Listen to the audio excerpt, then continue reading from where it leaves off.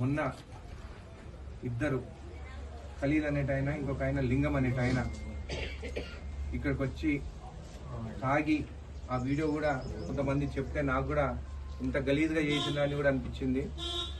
తాగి గుడిలోకి వచ్చి అపవిత్రం చేసిన దానికి నిజంగా చాలా బాధాకరం.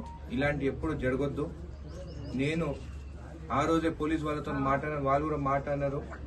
కేసు బుక్ అయింది, వాళ్ళు కూడా జైలుకు పోయినారు. ఇద్దరు ఇమీడియట్గా రిమాండ్ చేయమని చెప్పేసాను.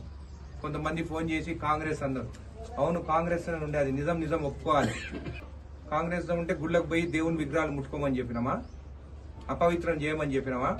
ఈ రోజు నేను చెప్తున్నాను, జడ్చర్ల నియోజకవర్గంలో గుడికి కానీ, మస్జిద్ కానీ, చర్చ్ కానీ, ఏ మతమైనా కానీ ఎవరైనా పోయి అపవిత్రం చేస్తే మాత్రం ఇప్పుడేమో జైలుకు పోయినారు, కానీ రేపు ఇంకొకసారి ఇట్లా జరిగితే మాత్రం కాలు చేతులు నేనే ఇరగొట్టి జైలుకు పంపుతాం. ఇట్లా